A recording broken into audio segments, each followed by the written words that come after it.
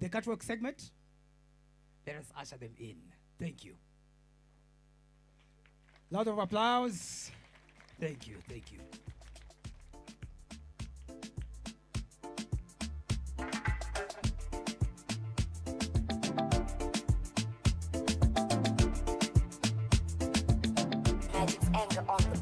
Kama mzuke mekupanda kwanzia leo niite daddy. I when I hit that spot, baby call me honey. You know me? Asali nitatirisha, utaipata kwa ndani. Vitendo na vipitisha, mambo yangu sifanyi gizani.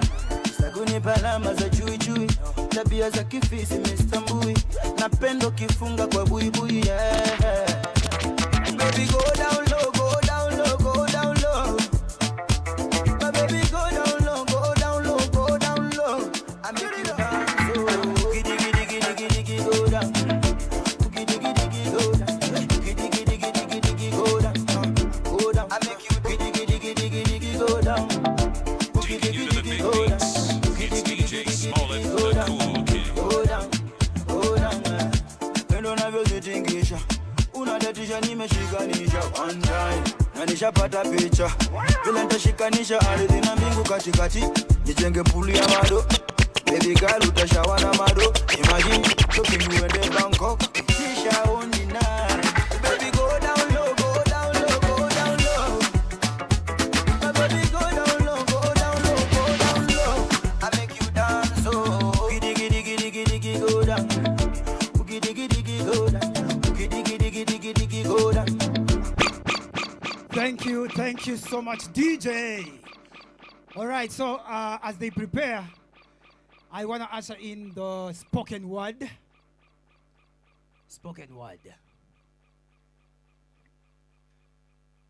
Let's usher in the spoken word as they come. Let's just have a round of applause. Thank you, thank you.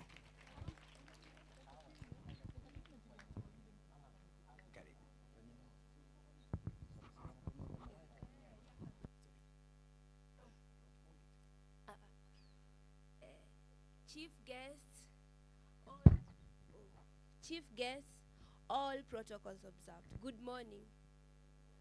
My name is Bianca Chacha from Thika Senior School for the Blind, reciting a poem entitled Proudly in My Skin. Welcome.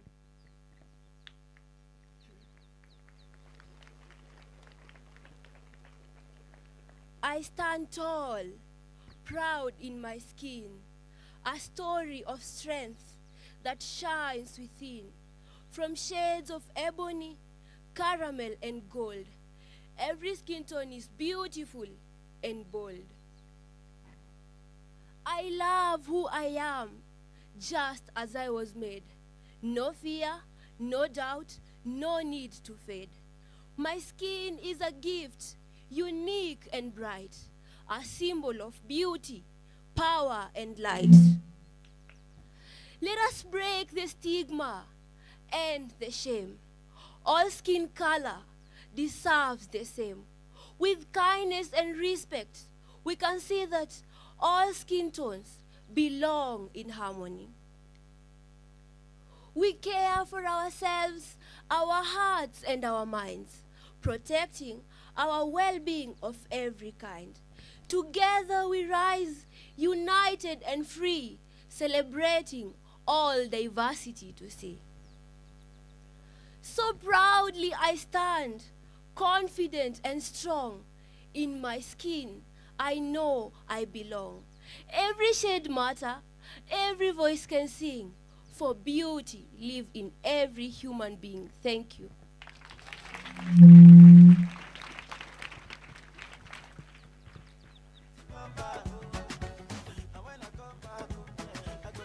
Thank you so much. A round of applause to Bianca. Thank you, thank you. So on stage, ladies and gentlemen, next, we are going to have a performance, trio poem by Emily, Emmanuel, and Eric.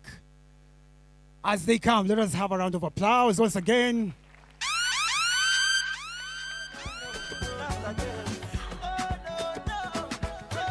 Thank you. Let us clap for them again, guys. Ah, Safi. Okay.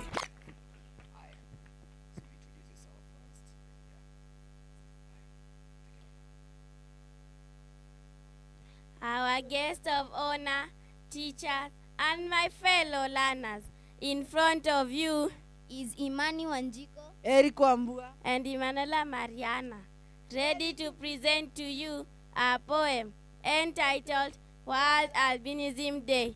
Welcome.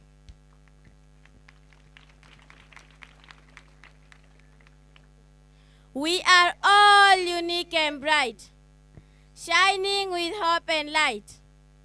Different colors, one human race. Each of us deserves a place. People with albinism are strong and proud, standing tall among the crowd, with talents, dreams, and hearts so true. They can achieve great things too. On this day we celebrate. Love and kindness make us great. Let us respect and understand, and work together hand in hand. Thank you.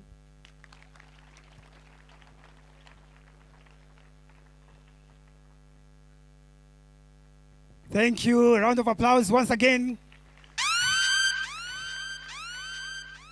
Thank you very much. So, information reaching our desk, we have 18 doctors from the Kenyatta National Hospital. They are here for cancer screening. So, you are a person with albinism. You're requested to go to the computer lab. So, tunachukua watatu.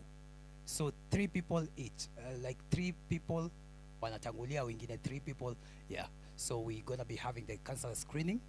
So, let's clap for KNH. Thank you. Thank you. So, next, ladies and gentlemen, we have a percussion band performance next on stage. Let us have a round of applause as they come. Thank you. Thank you. Yesterday your mouth was shut, yeah. Couldn't make a sound, hey boy. But it's such a good feeling today when I can hear them from across the ocean singing this song. DJ, so we are having the percussion band, eh? They are performing the choir.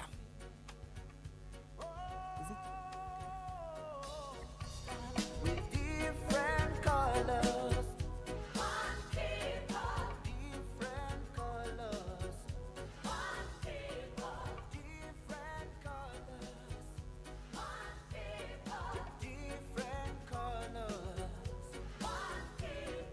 different colors.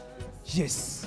So as they prepare, ladies and gentlemen, let us be having the 80th anniversary song on stage. And as they come, let us have a round of applause once again, guys. Thank you.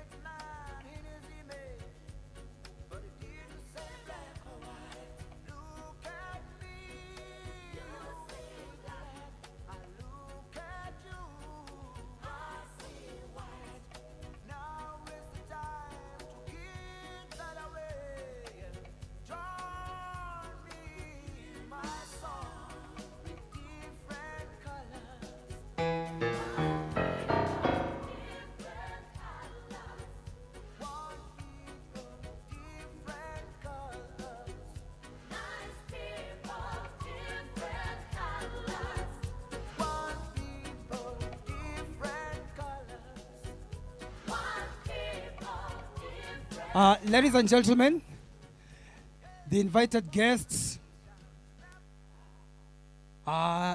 in front of you, they are going to perform for us the Luo folk song, Aroebiro. Is it?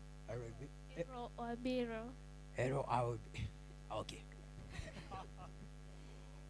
We are going to perform a Roabiro, an arrangement of a Luo folk song.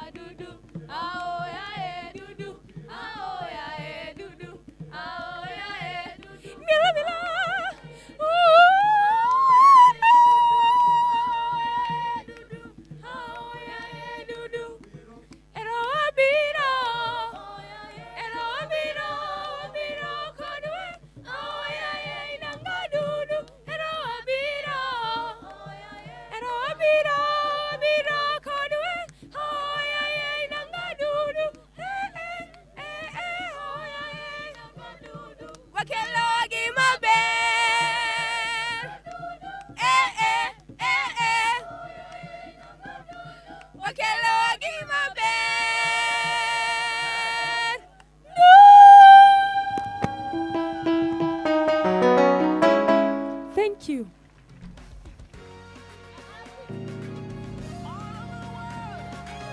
Lift up your voice. Do you know who you are? Shout in a Round of applause, ladies and gentlemen. Thank you as they leave the stage. Thank you so much. Okay. Ladies and gentlemen, we are live on KTN. Let us clap for KTN. Thank you.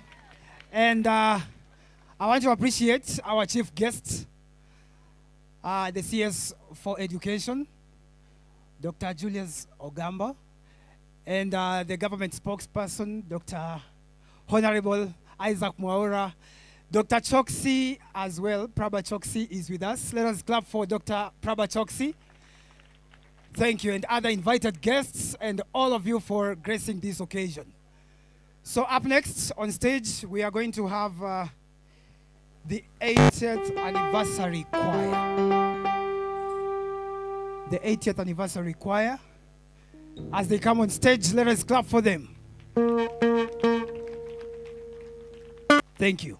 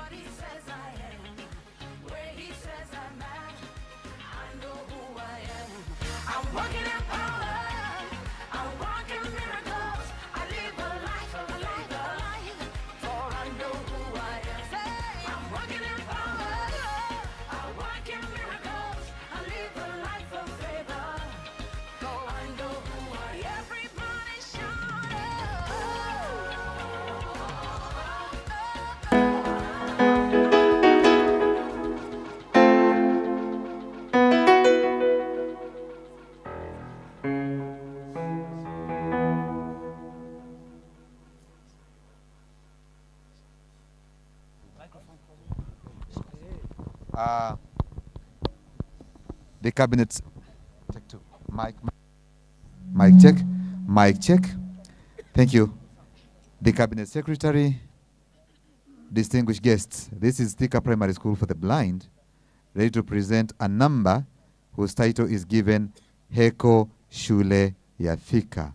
Enjoy with us.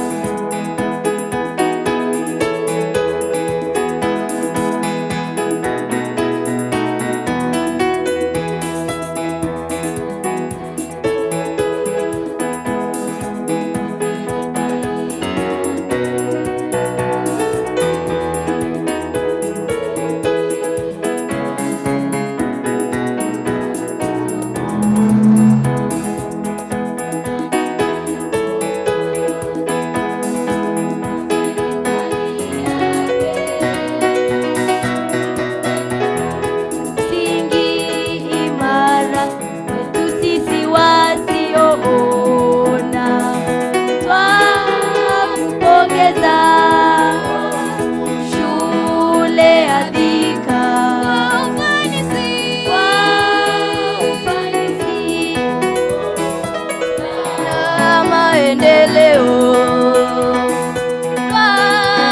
Twakupongeza shule ya Thika.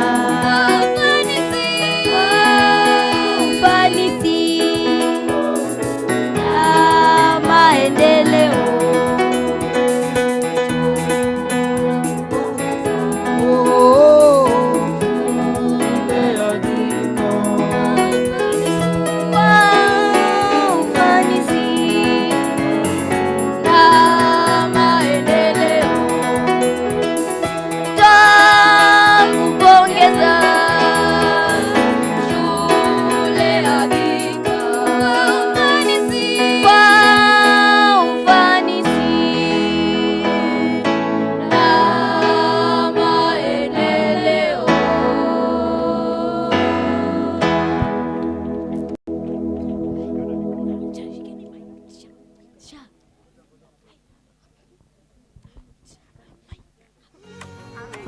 Thank you. A round of applause once again. Thank you so much. Thank you so much. Here is Jatosha. Let's clap for them again. Asante. Asante.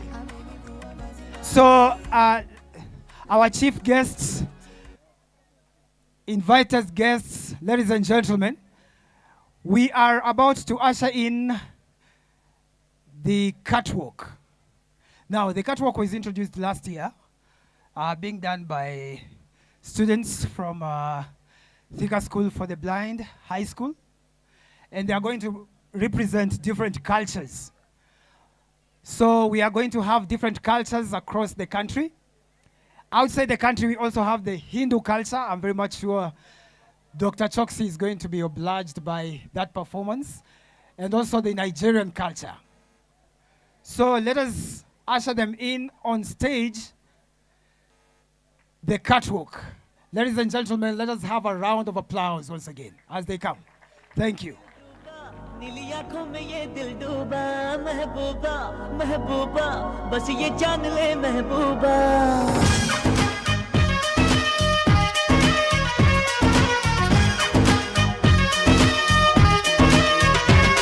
दिल डूबा नीली आंखों में ये दिल डूबा महबूबा महबूबा बस ये जान ले महबूबा आशिक हूँ दीवाना हूँ तेरे लिए कुछ भी कर जाऊंगा इश्क में तेरे जीता हूँ तेरे लिए ही मर जाऊंगा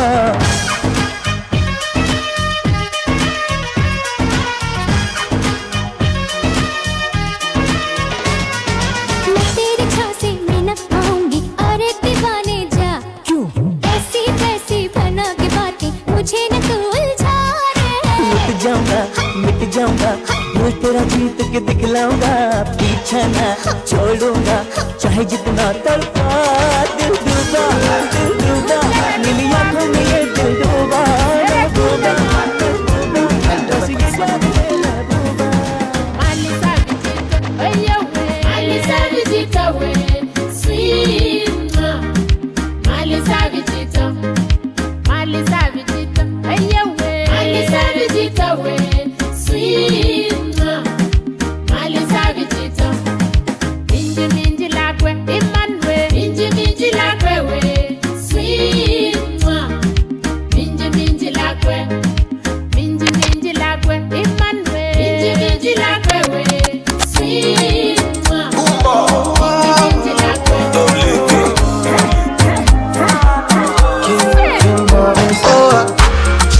Sweet, but your love is sweeter. So below juice mixed with a little ginger. Oh girl, I wanna be with you, but you know they got enough time from me. I wanna live with you. I got the reason why I can't let go. Now you never know, so you come gas up. Man, them so far to find your love. Now you never know, so you come gas up. Man, them so far to find your love. Now you never know, so you come gas up. Man, them so far to find your love. Now you never know, so you come gas up. Man, them so far to find your love. I join your king, now I'm girl, don't talk. I mean, I can't keep feeling like no job. You know, say, all of my niggas, them wrong. Nothing you go ever need my talk. I join your king, now I'm girl, don't talk. They give it a break and then me, I know they rush. Baby, it's all for me. Catch it up, I'm 7 o'clock. Show me a jiggle, let me see, let me see. Set it. katika, katika, katika. Nina midadi kaya rumba, kibao kata kinyonga, mfukoni na mavumba, lungu ndichi lina sunta, yani kana niko shaga yani nasimama de, kakitingisha wo. Baby girl dance for me one time, ni unofeni kunata, tena jifunge na ngata, zile za kibao kata. Baby girl dance for me one time, ni unofeni kunata, tena jifunge na ngata, la. Baby, follow my command, be like zombie. Go down on me, you with your coca body. Follow my command, be like zombie. Go down on me, you with your coca body. Cause this your milky for front enough for me. Hold on for me, I no go to me corny. And if you're milky enough, I see I saw me. Thank you so much. Meonaje hawa warembo? Wako aje? Eh? So the theme of the event, my color, proudly in my skin. So when I say my color, you say proudly in my skin. My color? My color? Okay. So ladies and gentlemen, meona photographers walikuwa hapa, sio? So we have guys from the Pulse magazine. I've talked to them, nikawambia watuweke kwa front page ya Pulse magazine, sio? Sitakuwa sawa? All right. So we are going to the next session. We have come to the end of our entertainment part. Thank you so much, guys. I've been your MC CK. So let me invite MC Manuel to take over. Thank you.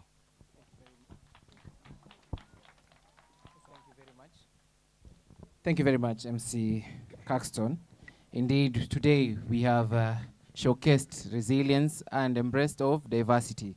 At this juncture, Mr. CS, I would like to invite the principal, of which I was told is the head teacher, Madam Penina Mutuku, for Thika Primary Visually Impaired. A round of applause for Madam Principal.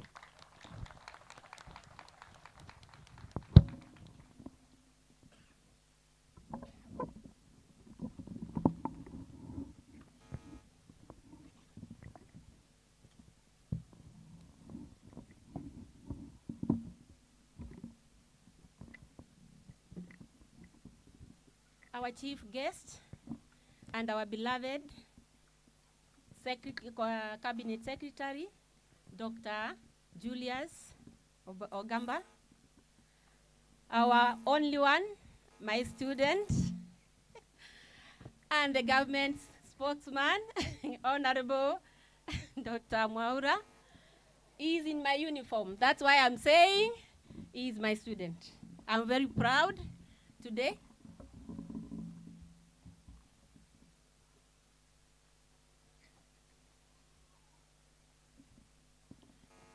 Sorry for that. I start again. Our chief guest and our beloved CS, Dr. Julius Ogamba, and our only beloved student, very proud of him, Honorable Dr. Mwaura, is in our uniform, my students, because you cannot see, I can see for you. He is straight in your uniform. I take this opportunity and distinguished guests, ladies and gentlemen, good afternoon. I'm Penina Mutuko. By grace of God, I am the current head teacher of the school where you are, the only school and the mother for all for the visually impaired in East Africa and beyond. I take this opportunity to welcome you all. Feel in the place where you are wanted. Feel honored. It is a great pleasure to have you here today for choosing us, our school, the first CS in the history of Kenya to visit this school. Today we have been honored. Thank you so much, CS. I take this opportunity to humbly introduce you. Thika School for the Visually Impaired is a family, a large family, and it is through the unity and the strength of the stakeholders that it is where it is. So I take this opportunity to introduce to you, sir, the BOM, the Board of Management of the school, who are the pillars of the school. I cannot manage this school without them. So I invite the chairperson, tafadhali, where you are, the chairperson, Madam Lillian.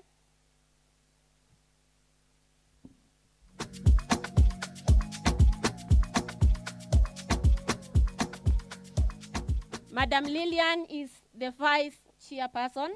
The chairman, Dr. Kivindu, is on a workshop. So we are complete with her and with the rest. So please, madam, introduce your members. Thank you very much. Our CS, distinguished guests, all the invited guests, ladies and gentlemen, good morning. It is a great day, right? Is it a great day? Okay, thank you very much. We are honored today to have this day. At this time, I want to invite all the board members. Welcome. Just come for a minute.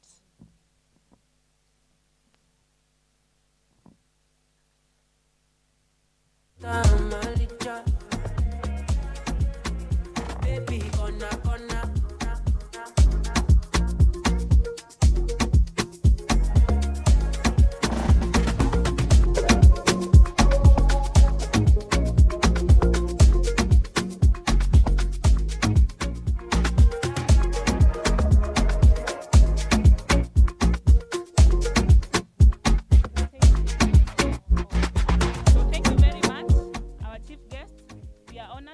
Today, before us, we have the board members for this school. They'll just well in the interest of time. So thank you very much and karibu sana. Asanteni sana. Thank you. Thank you so much for honoring the day. I feel proud and very strong when I see you around. Sir, allow me to introduce the very important person. Very important because he's the one who has meant us to be here. And this is the parent. Without the parent, we cannot be here. I honor you. I just salute you. So the PA chairperson and the parents who are around, please, for this school, I request you just to stand up where you are. The parents.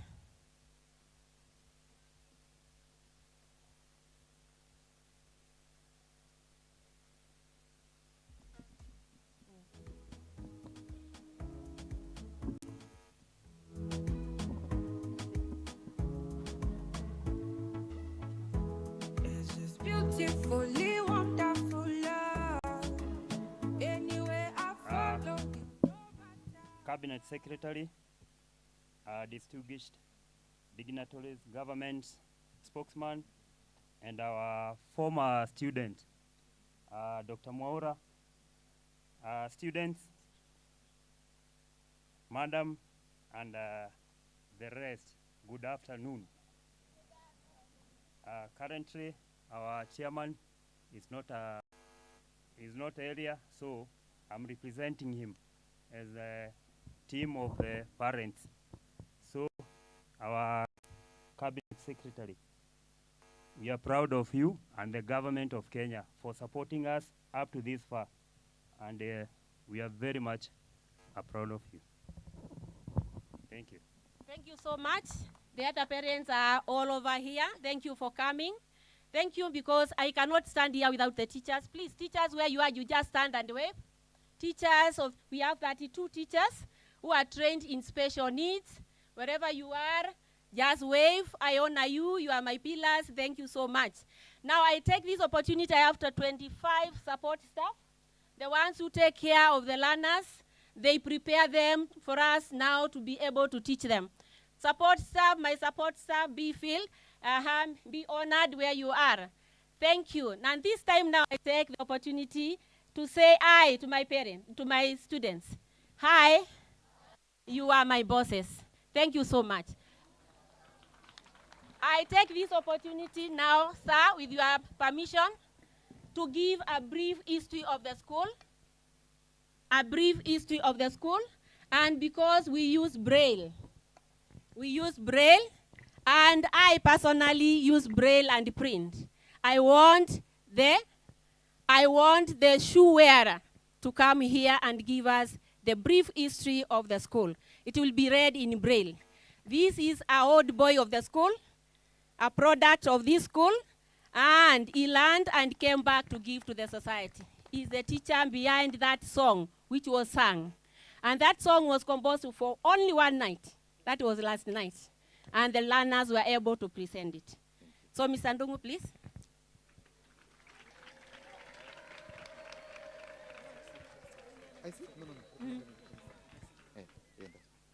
Thank you. Thank you very much, head teacher. The Cabinet Secretary for Education, Dr. Julius Migos Ogamba, the government spokesperson, and my good friend, the Honorable Dr. Isaac M. Mwaura, government officials, distinguished guests, good afternoon. Assalamu alaikum. Today, we gather here to celebrate a remarkable milestone, the 80th anniversary of Thika Primary and Junior School for the Blind. Thika Primary and Junior School for the Blind, currently operating as a comprehensive school, was established in 1946 by the Salvation Army Church. Located in Thika town, it holds the distinction of being the first educational institution for visually impaired persons in East and Central Africa. The institution was initially conceived to rehabilitate African ex-servicemen who lost their sight during the Second World War. Early efforts to train blind individuals to read Braille began informally in Nairobi in 1942. With financial backup promises from the colonial government, the Salvation Army moved these operations to a 12-acre piece of land in Thika, where we are. In 1946, it officially opened as an institute offering academic literacy alongside vocational training like carpentry, shoemaking, and gardening. In 1954, the center shifted its focus to formal primary, and education officially changed its name to Thika School for the Blind. In the same year, 1954, it marked the historic entry for the first visually impaired girls into the school. By 1954, the school set up internal programs to train regular education teachers in special needs education (SNE), making it a pioneer in specialized training in Africa. A nursery school unit was added to the primary section in 1960 to support early intervention. The success of the primary wing directly led to the establishment of Thika High School for the Blind in 1967, creating a complete educational pathway. While visual impairment remains the primary admission criterion, the school now accommodates children with overlapping needs, including albinism, autism, and dyslexia. Today, the school accommodates over 450 learners living with visual impairment from Kenya and East African region. The school has 37 teachers trained in special education, 32 teachers posted by the government of Kenya through TSC, and 5 posted by the county government to handle the early childhood education. The school has 25 support staff employed by the Board of Management for the school to support and care for the learners. Wapatie makofi kidogo tafadhali. The school runs both age and stage-based curriculums or programs as follows. We have the age-based program, which begins from from ECD, primary school, junior school. Then you have the stage-based curriculum, which supports learners who are in the foundation level and intermediate pre-vocational levels as well. Other programs include Braille class, orientation on mobility, guidance and counseling, ICT, and co-curricular activities. Distinguished guests, it's now my humble pleasure to highlight some of the key achievements attained by Thika Primary and Junior School for the Blind. In the year 2023, the school received a presidential award at State House, which was awarded as a result of the good performance in the music festival. Notably, in the same year, in the year 2025, a group of students participated at the state concert at the Sagana State Lodge when they presented a pop talent show whose title was Kenya. In the year 2023, 2024, and 2025, the school represented Kenya in the East African Ball Games in the SNE category. And I remember, I take cognizance in the year 2023, we flew the Kenyan flag and had 2 gold medals, with the first and the best player being from our school. Jamani makofi. I remember that time we went to Rwanda at a place called Huye. In the year 2023, the head of institution, Madam Penina Mutuku, received an award of excellency during the World Teachers' Day, where the school was ranked position 1 nationally as the most consistent in the Kenya Certificate of Primary Education KCPE SNE category. I now turn to the eminent personnel who have actually passed through Thika Primary School for the Blind. I begin by recognizing the government spokesperson, the Honorable Dr. Isaac M. Mwaura, who is the co-founder of the Albinism Society of Kenya, ASK. In addition, he spearheaded campaigns across East Africa fighting against the violent persecution of persons living with albinism. You have seen Bianca Chacha here. He also organized the historic Mr. and Miss Albinism East African, where he marked, which is marked as one of its kind initiative for inclusive representation. Other personnels include Jackson Mutugi, one of the school's earliest historic student joining Thika in 1946. Your Cabinet Secretary, in conclusion, we honor the founders, teachers, staff, and supporters whose dedication has made this school a beacon of hope and opportunity. We also celebrate the many alumni who have gone a milestone, to make valuable contribution to our nation and beyond. To our learners, you are the pride and future of the institution. Continue to dream big, work hard, and believe in yourselves. As we mark the 80 years of excellence, let us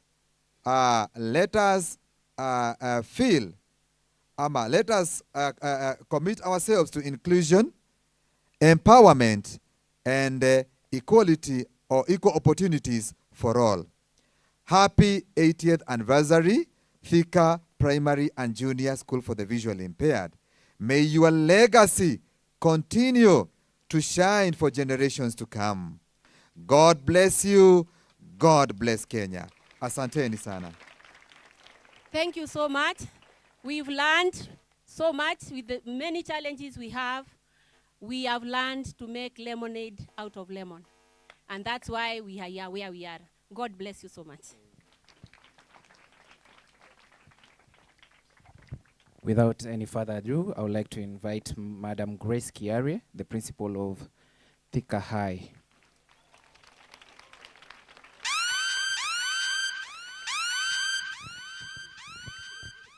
Good afternoon. Okay. Good afternoon.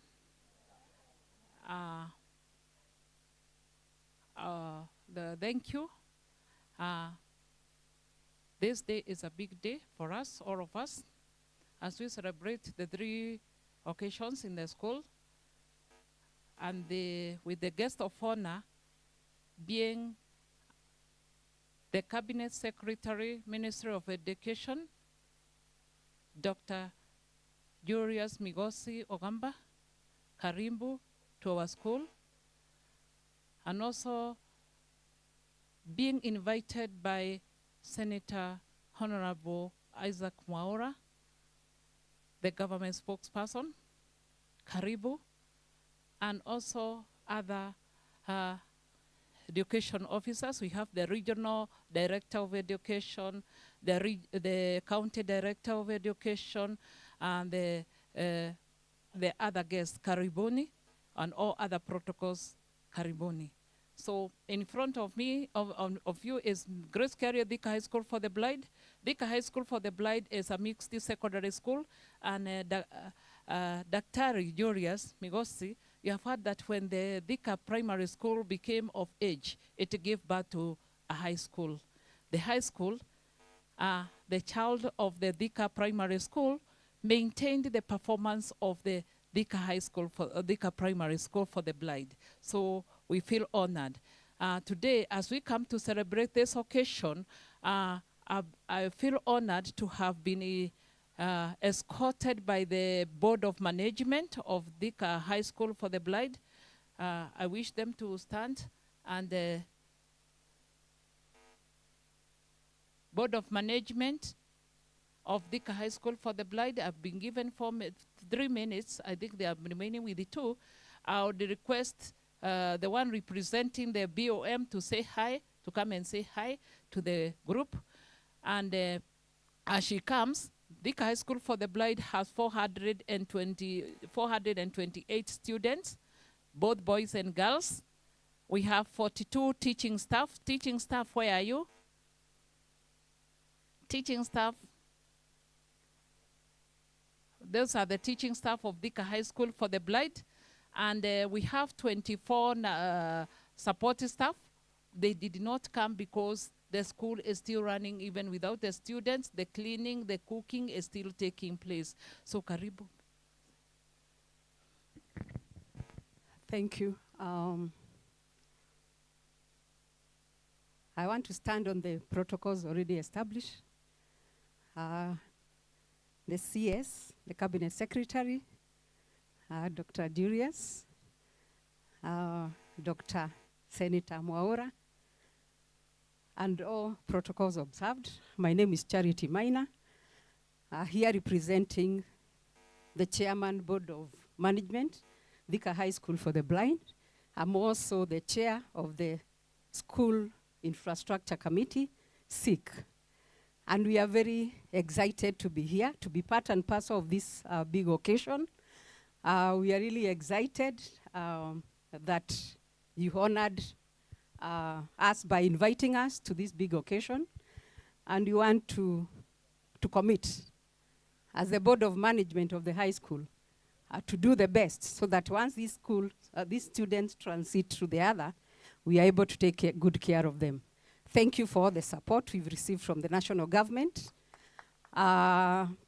Through also our senator, a lot has been done in our school, and we want to say thank you. Thank you very much. God bless you all. Thank you. That is the management of Thika High School for the Blind, and we are grateful. Thank you. Mr. Daniel will talk on behalf of the Albinism Society of Kenya. A round of applause as he comes to the stage. 2 minutes, 2 minutes.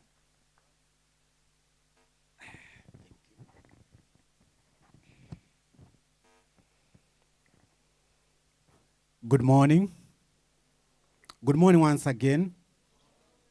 Yeah, my name is Daniel Omeno, Albinism, representing Albinism Society of Kenya. All protocol observed. I stand before you this morning as we celebrate this International Albinism Awareness Day.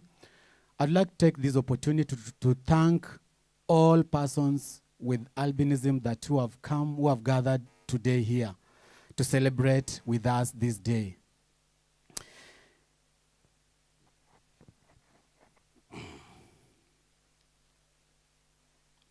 Today we gather to commemorate the International Albinism Awareness Day 2026 under the inspiration theme, Proudly in My Skin, Celebrating All Skin Tones.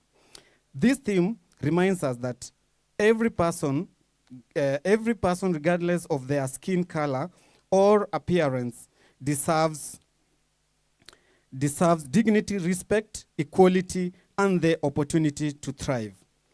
Albinism is a genetic condition that affects the production of melanin, resulting in lighter skin, hair, and eyes.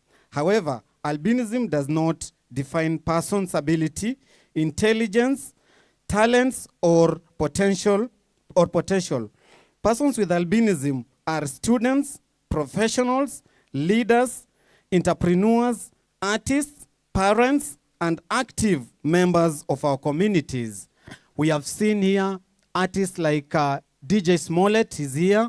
We have seen leaders, and I recognize Honorable Isaac Mwaura, who is the government spokesperson. Despite progress, many persons with albinism continue to face discrimination, stigma, myths, and barriers to education, healthcare, implements, and social inclusion. These challenges limit opportunities and undermine human rights. Today, we stand together to say that discrimination has no place to our society.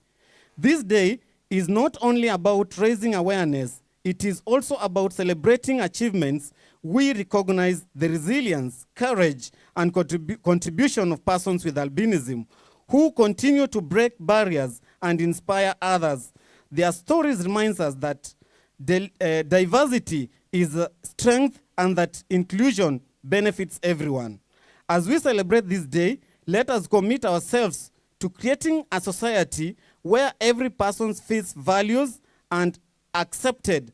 Let us promote access to education, healthcare, sun protection, employment opportunities, and equal participation in all aspects of life. Let us challenge harmful stereotypes and replace them with understanding, respect, and acceptance. To all persons with albinism here today, I encourage you to be proud of who you are. Your skin is beautiful, your voice matters, your dreams are valid. Never allow anyone to make you feel less because of your appearance. And as I conclude, I would like to say thank you to Kenya and Kenyatta National Hospital, who have come to screen all persons with albinism. I say thank you so much. Also, I'd like to say that all persons with albinism, when they go to hospitals, level 4, sometimes they get challenges in getting sunscreen. And I've had complaints as a person who works at Albinism Society of Kenya. I've been getting complaints from people that sometimes they go and are being asked to pay for them to get sunscreen lotion. Kindly, Alex Munyiri, I request you to ensure that when persons with albinism go to this hospital, let them not pay because they get sunscreen free of charge. Or else, are we together persons with albinism? Or have you ever gone to the hostel and being asked to pay? Yes, I've been getting those complaints, and I hope that through Albinism Society of Kenya, Alex, you have gotten the point and you will work on that. Thank you so much, and may God bless you. And to acknowledge our partners, Kenya Institute of Special Education, KISE, and the Kenyatta National Hospital. Without further ado, I want to invite the National Council for Persons with Disability, Mr. Alex Munyire. 2 minutes. One more applause.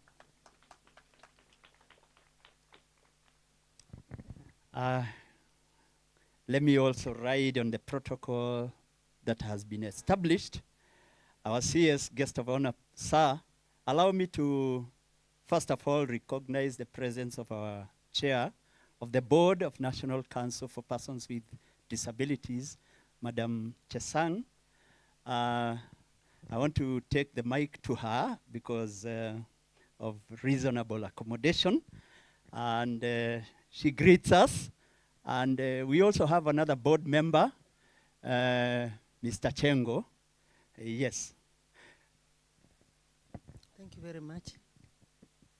I want to take this opportunity to appreciate all of us for coming to join us in this celebration. This is a special day for all of us. Last year we celebrated it in Eldoret. Today we are here, and we are very excited to be here. Let me read my speech. Thank you. Thank you. Let me read my speech. Thank you, thank you. Ndugu Chengo, I think, and all the staff of National Council, I would kindly request that we all come here so that we, as I read the speech of our director, National Council for Persons with Disabilities, we are also recognized. So all staff of National Council who are here would want us to just come so that we are, yes, we are in solidarity. International Albinism Awareness, oye! Oye! Persons with albinism, oye! If you are a person with albinism and you are hearing me, you are hearing this voice, I want us to shout as we celebrate this day because it is our day. We have many staff of National Council. It's only that Mr. Kareri, who is a regional coordinator of the Kiambu, is here. But where are the rest? Okay. Let me read the speech from our director, Dr. Munene. I know. And please. Dr. Munene told me to read the following. He said, our chief guests, today we observe the 2026 International Albinism Awareness Day. Every year we've been doing this. This day has been proclaimed by United Nations in 2014, and as it is an important global platform to celebrate the achievements of persons with albinism. We reflect deeply on the unique challenges they face and educate the public to decisively end the discrimination, stigmatization, and violence that have been targeted to persons with albinism. We say, over the years, the National Council for Persons with Disabilities has continuously held the celebrations nationally across various counties, including Nairobi, Embu, Kakamega, Kiambu, Kilifi, Kwale, Mombasa, and Uasin Gishu last year. Today, we continue that journey of devolution, devolving the human right inclusion for persons with albinism. We are gathered here at Thika School for the Blind, an icon institution that is simultaneously celebrating the monumental 80 years of its existence. Dedicated service to empowering persons with albinism. And we want to recognize the school's effort to accommodate persons with albinism, because in whichever year, population of persons with albinism has been at least a third. Our celebrations this year is anchored on the global theme, proudly in my skin, celebrating all skin tones. This theme calls for an important shift in the societal view of albinism. Today, this is a call to recognize the full humanity and the rights of persons with albinism. I want to say that to achieve this self-acceptance, we must aggressively demystify the factors hindering persons with albinism to access public service. Let me just not read all this because this is too long, but let me say this. Daktari Migos, I know you are here courtesy of the invitation that Honorable Mwaura invited you. Honorable Isaac Mwaura, together with Isaac, we started Albinism Society of Kenya, which I was the chair before I moved to the government at National Council. When we were starting, issues of persons with albinism were very, very serious. But today, we are thankful to the government because we have been taken care of, at least.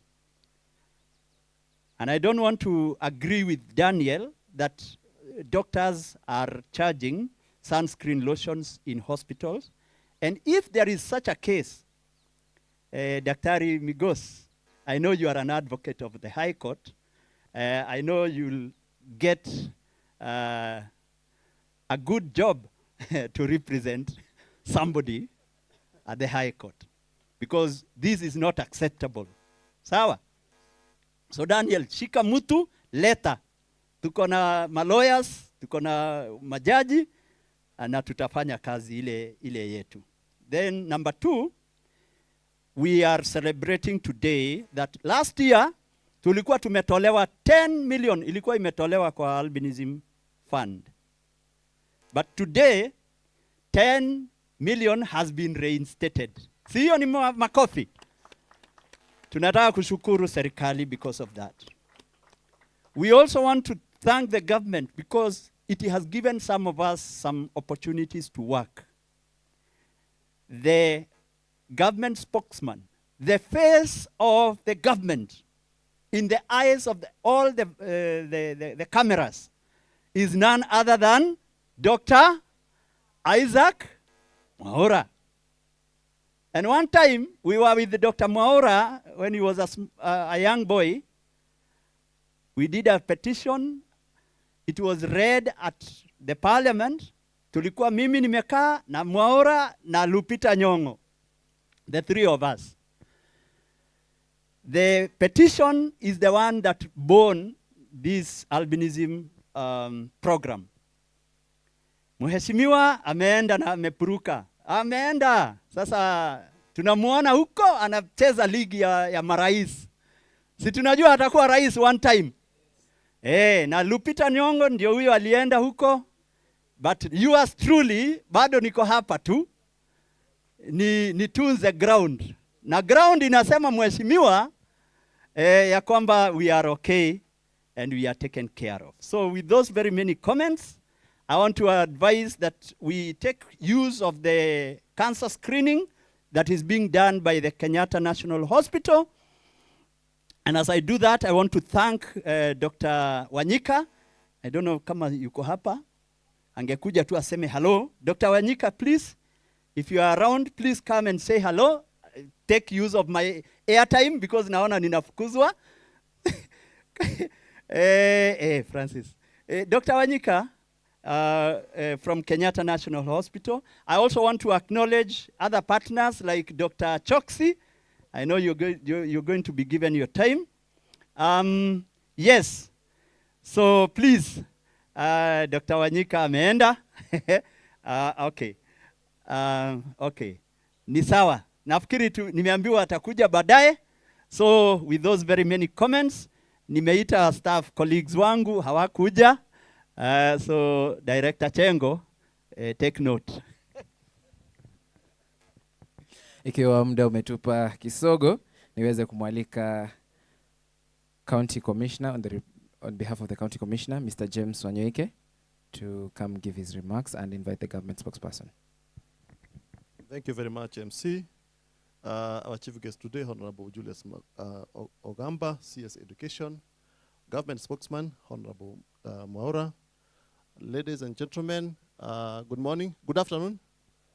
My name is James Wanyoike, Deputy County Commissioner, Thika West. On behalf of the County Commissioner, I would like to recognize the presence of our county Regional Director of Education. You can wave. County Director of Education, wave the crowd. County Director of TSC, wave the crowd. Our chief guest, mine is just to invite government spokesman, Honorable Mwaura, to take over with the program. Karibu Mwaura.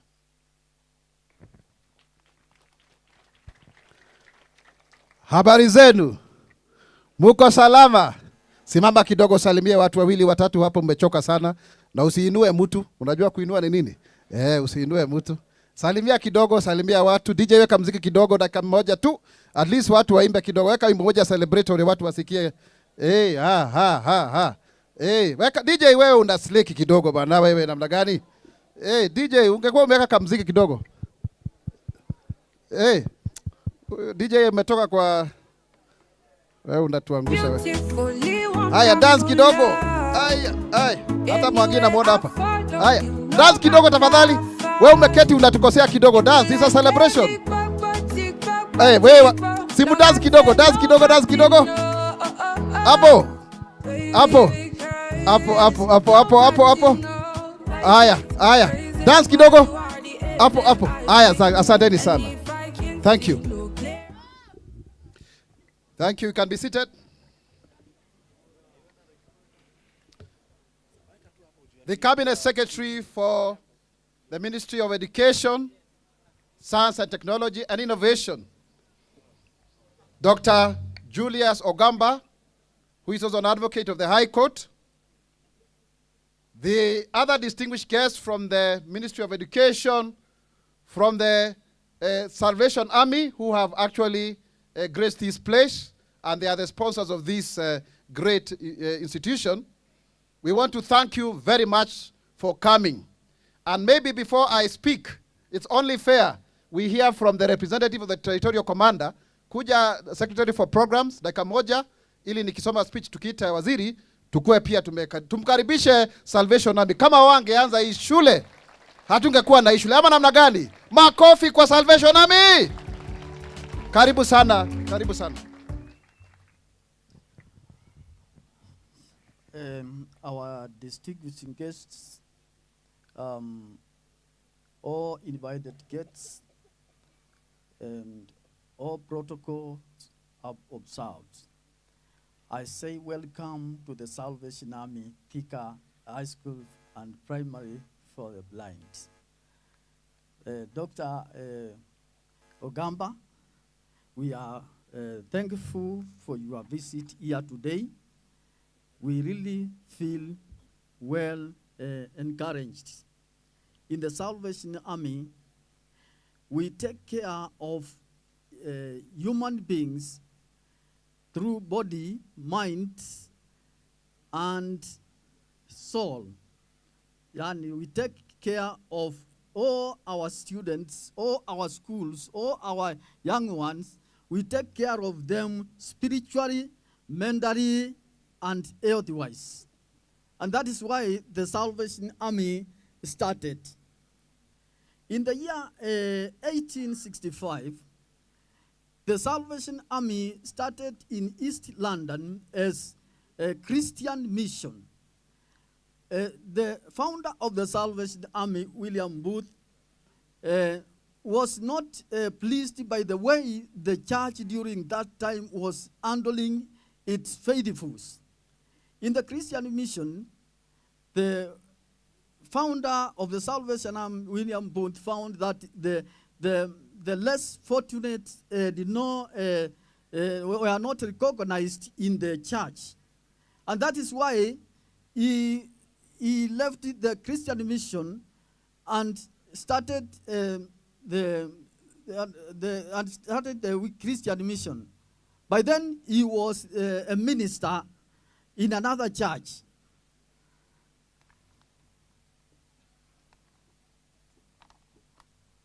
The Methodist Church is the church in which William Booth was ministering.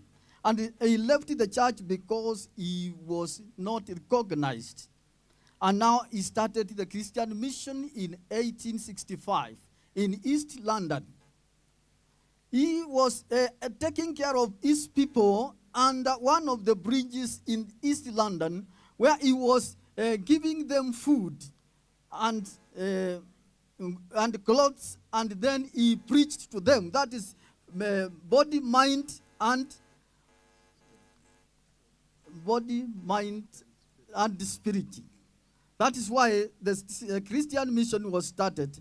And it continued like that, and that is why we have now our schools for the less fortunate. And we have several schools in the Salvation Army. In the Salvation Army, we take care of people and human trafficking. We fight anti-human trafficking. And we try very much to make sure that everybody enjoys life in his place without any discrimination or any problem.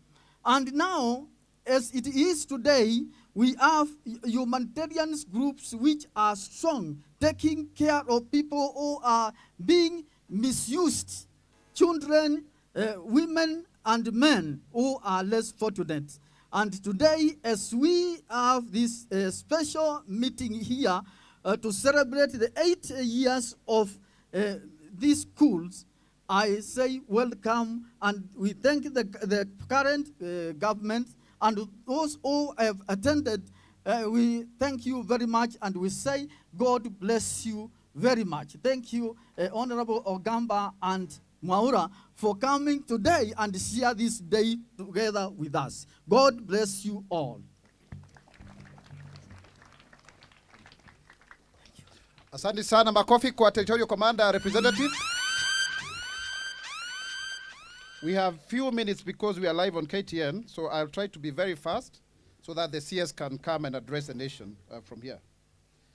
Cabinet Secretary present, development partners, leaders of the various organizations, Albinism of Kenya, Dr. Choksi Albinism Foundation, let's clap for Dr. Choksi. The National Council for Persons with Disabilities, which is behind this celebration, good afternoon. It is a great honor and privilege to join you today as we celebrate 3 remarkable milestones in our nation's journey towards inclusion, equality, and human dignity. First, we celebrate the 80th anniversary of the Thika School for the Visually Impaired. I was here from 1987 until I finished 2000 at High School for the Blind, and I was the head boy. So uongozi unaanza hapa chini. And I also used to be the dormitory captain wa hapa wa yuko Chita na kwingineko kama huko. Na pia nilikuwa assembly hall hapa na standard 8. Unaona tulikuwa pale hapo. And I was the best in Kiswahili public speaking 1996, the whole nation. Kwa hivyo mkiwa msemaji wa serikali alianza hiyo wakati. And by the way, we sing. Dongo, kuja hapa kidogo, dakika moja, nusu. Tuimbe moja, msikie vile tunaimbanga hapa. Tunatoa akina Mary Atieno, akina Ruben Kigame, akina Kamano. Leta microphone moja ingine hapa. Haraka haraka, dakika moja. Less than a minute. Wapi yo mic, Musembi?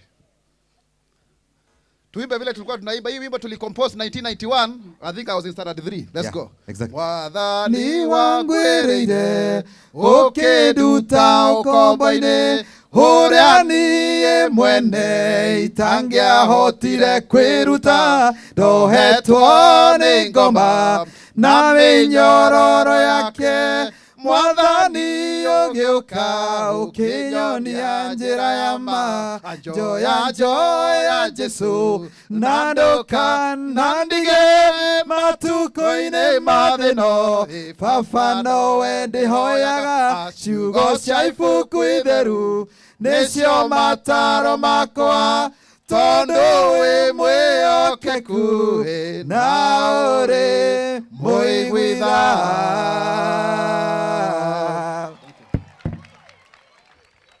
Thank you very much. That song was composed in 1991. But this is a historic institution that has transformed lives through education and empowerment for 8 decades. Second, we celebrate 20 years of the Albinism Society of Kenya advocacy. Wakati watu wakataka kutusalimia nafikiri we are contaminating them with albinism. An organization that has become a beacon of hope and a powerful voice for the rights, dignity, and inclusion of persons with albinism. Thirdly, we mark the 11th International Albinism Awareness Day, and the theme, please let's get the theme clearly. Proudly in my skin, celebrating all skin tones. Tuseme hivyo, proudly in my skin, celebrating all skin tones. These milestones remind us how far we have come and challenge us to reflect on the journey that still lies ahead. Ladies and gentlemen, the story of Thika School for the Visually Impaired is a story of vision, courage, and transformation. Established in 1946, the institution became the first school for its kind in Eastern, Central, and East Africa, at a time where education opportunities for learners with disabilities were almost non-existent. This school opened doors that have long remained closed. For 80 years, it has nurtured generations of learners who have gone on to become teachers, professionals, leaders, entrepreneurs, advocates, and productive citizens. We have people like Kibaya Laibuta, who is a Court of Appeal judge. We have Monica Mbaro, who is also a high court judge, and all of them are totally blind, they are visually impaired. We have people like Ruben Kigame, Mary Atieno, quite a number of great people have passed through this school. Its legacy is not measured by its longevity, but by the countless lives it has transformed. Today, as we celebrate this milestone, we honor all the teachers, administrators, parents, partners, and learners who have made this institution a symbol of possibility and excellence. Ladies and gentlemen, fellow Kenyans, the second milestone we celebrate today is equally significant. 20 years ago, in 2006, a small group of determined individuals came together with a simple but powerful vision to ensure that persons with albinism would no longer live in the shadows of discrimination, exclusion, and misunderstanding. That vision gave birth to the Albinism Society of Kenya. Today, 20 years later, ASK stands as one of the most successful disability rights organizations in Africa. Let's clap for ASK. When ASK was founded, albinism was hardly part of national conversation. Many families lack accurate information. Myths and misconceptions were widespread. Children with albinism were bullied, excluded, and denied opportunities. Access to sunscreen, low vision devices, and specialized healthcare was extremely limited, and people were even being killed. We have Bianca Chacha here and Gabriel Kenyanjui, who we rescued at the borders of Tanzania. They were just about to be killed. Today they are in Form 3. Let's clap for them. Over the last 2 decades, the organizations have successfully made albinism part and parcel of the national conversation. In 2009, ASK submitted the first petition to Parliament through Honorable Eugene Wamalwa, seeking representation of persons with albinism in Parliament. Affordable sunscreen registration, affordable sunscreen, I beg your pardon, registration and legal recognition. Today, all these objectives have been achieved, Makofi Tender. Through relentless advocacy for the last 20 years and awareness creation, ASK has helped secure greater respect, recognition, and dignity for persons with albinism. The organization has played a critical role in saving lives. Many of us remember those dark periods across East Africa where people with albinism were being killed for their body parts. Criminal networks spread myths that skin of persons with albinism could attract wealth and power. This increasingly led to killings of innocent men, women, and children with albinism. We've worked tirelessly with governments, security agencies, and international partners to rescue people, including the ones that I mentioned, and Robinson Mukwana, with Ango, they're all alive. Through our 5 programs, Imarisha Masomo Initiative, we've been able to educate hundreds of learners. Ajira program, young people and adults with albinism have secured employment in companies such as Kenya Airways. Recently, I was going to Ghana. I was served by Alan Witter, a young man with albinism. The first air hostess with albinism was Miss Albinism Lois Lihanda. Carrefour, you were served by people with albinism there. Absa Bank, NCBA, like our good lawyer, this young man, who is, what's his name? I forget it now. Inapotea kwa sababu ya kuongea speech hapa. Shoprite and L'Oreal, Andrew Ngunde is the name. And other blue chip organizations, as well as various government ministries, departments, and agencies. And we thank the Public Service Commission for employing many people with disabilities. Through our Linda Afya program, including Linda Ngozi, Linda Macho, and Miwani Mashinani, thousands have been able to access healthcare services, support for their eye care, and now most of these programs, including protective clothing, are being handled by the National Council for Persons with Disabilities. Let's clap for the National Council. And through the Niko na Happy and Huduma Bora programs, people are able to access justice.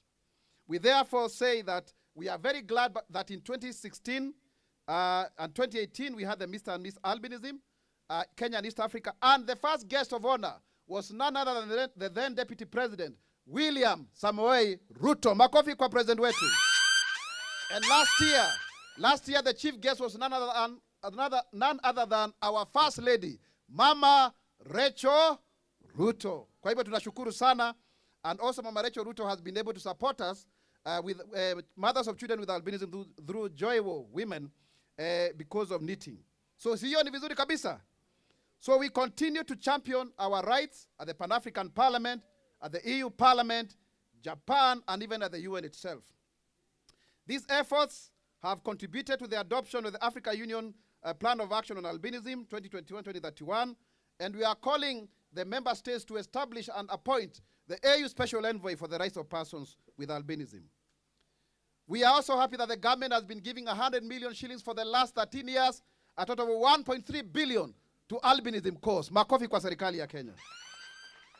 This program remains the best in the world and a good trend center that many countries have come here to benchmark, including Uganda, Tanzania, Malawi, Mozambique. All of them have come here because we are great leaders. Ladies and gentlemen, fellow Kenyans, fellow people with disabilities, fellow persons with albinism. As we celebrate these achievements, we also marked the 11th International Albinism Awareness Day. This year's theme, Proudly in My Skin, celebrating all skin tones, is both powerful and timely. It reminds us that diversity is strength. It reminds us that dignity does not come from appearance, but from our shared humanity. And it reminds us that every child, regardless of their color or genetic condition, deserves the opportunity to live safely, learn fully, participate equally, and dream without limits. For me, this message is deeply personal. I was born with albinism in a society that did not fully understand what albinism was. Many people formed opinions about me before they knew me. They saw my skin before they saw my abilities. They saw difference before they saw potential. Because of misconceptions surrounding albinism, some people believed I was the child of a white man, and I'm sure many people think so. When my father first saw me, he rejected me, insisting that no child in his family could look like me. And of course, by the way, he cruelly compared me to a pig. But today, that one was compared to a pig. He's a member of parliament, he's been a senator, and he's now the government spokesman. He walked away, leaving my mother to raise me alone. And I'm sure this is the story of many persons with albinism. We are our mother's children. We can relate to this, abandonment and discrimination, but we keep on rising. We keep on rising higher and higher. So, as I conclude, the lessons of resilience have carried us through. And today, we can be so proud of so many of us who have made it at different levels. We have our own Justice Mombi Ngoge, who is a Court of Appeal judge. We have Boniface Massa in Malawi, a commissioner on human rights. Mithuka, and many others that we can mention. Today, albinism is part and parcel of a national conversation. Across Africa, we also celebrate Salif Keita, a renowned international musician. And members of parliament now are part and parcel of many parliaments across Africa, like Shaimal Kwegia, the first MP with albinism in Tanzania, Overton Kondoe, the other first MP in Malawi, and we can keep on counting on and on. Globally, we also look at models like Deandra Forrest in New York and Thando Hopa from South Africa. Progress has been made, but for most people, we must say that don't look at our skin. We are more than our skin. We can do it. Ladies and gentlemen, inclusion is not charity, but development. When a child is denied education because of discrimination, Kenya loses talent. When a qualified individual is denied employment because of prejudice, Kenya loses productivity. When a capable leader is excluded because of stereotype, Kenya loses innovation. The government, therefore, remains committed to advancing disability inclusion, strengthening legal protection against discrimination, and ensuring that persons with disabilities, including those with albinism, are fully integrated into our national development. But government cannot do this alone. We call upon parents to nurture and support children with albinism, teachers to create safe and inclusive learning environments, and employers to focus on competence and merit. We call upon religious leaders to teach right, to have the right kind of values so that there is no discrimination, and community leaders to challenge harmful practices. The media also to tell positive stories of persons with albinism, not just when they are heroes or zeros. Even normal lives is a story. And so therefore, young people today, let us not waver. Let us not look back. Let us believe in ourselves. Let us believe that 80 years ago, the vision of those who started this school knew that one day, we shall also have a person with disability as the president of the Republic of this Kenya. It is possible. As Nelson Mandela said, you climb one tree, you climb one hill and you realize several others you can climb. We've climbed so many, but we are still daring because disability, nothing without us, nothing about us. Amujui hiyo maneno, nothing about us, lakini tumebadilisha hivi juzi, tunasema nothing without us. Sema hivyo, nothing. That is to mean everything that you do, you must be included. Thank you very much. Kenya itainuka, Kenya itasimama, Kenya itanawiri kwa moja na uzalendo. Mimi ni Mkenya mzalendo. Je, wewe? Mimi ni Mkenya mzalendo daima. Asanteni sana. Happy 80th anniversary. Happy International Albinism Awareness Days. Happy 20th anniversary for the Albinism Society of Kenya. It's now my greatest pleasure and privilege to now let's all be upstanding. Tusimame wote. Tupige makofi ya kumkaribisha mgeni wetu wa heshima. Ngoja kidogo. Tutafanya ile ya Mzee Moi. 1, 2, 3, 4, 5. Fungua. Funguka. Karibu waziri, uko na maneno makubwa. Thank you.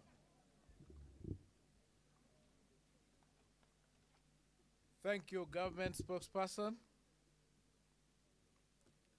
Please be seated. Ladies and gentlemen, let me first start by thanking Honorable Mwaura for this invitation. And just to start by saying that I'm happy to be here. However, I want also to state clearly that this invitation was extended to His Excellency the President of the Republic of Kenya, who was or is the chief guest in this 80th celebration of this school.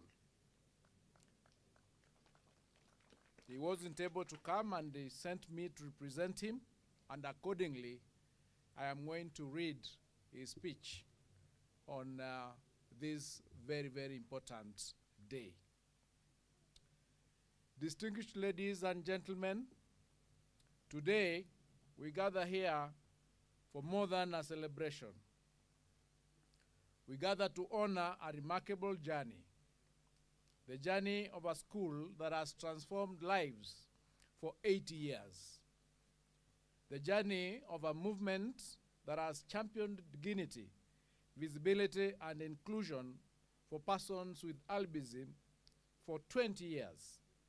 And the journey of our nation towards becoming a society where every citizen, regardless of disability, appearance, background, or circumstance, has an equal opportunity to learn, to work, to thrive, and contribute.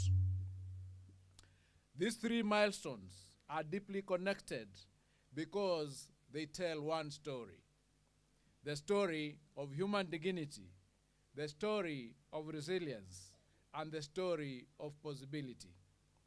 They remind us that when barriers are removed, opportunities are expanded, and every citizen is empowered to realize their potential. Our nation becomes stronger, fairer, and more prosperous. It is therefore fitting that we gather here today at the Thika School for the Visually Impaired, one of Kenya's most enduring symbols of inclusion, opportunity, and hope. For 8 decades, this institution has stood as a beacon of excellence and transformation. Since the establishment in 1946, this towering institution has nurtured generations of learners, empowered thousands of families, and demonstrated a simple but powerful truth: disability is never inability. Its distinguished alumni continue to serve our nation with excellence, including the government spokesperson, Honorable Isaac Mwaura, whose journey stands as a testament to the transformative power of education and opportunity.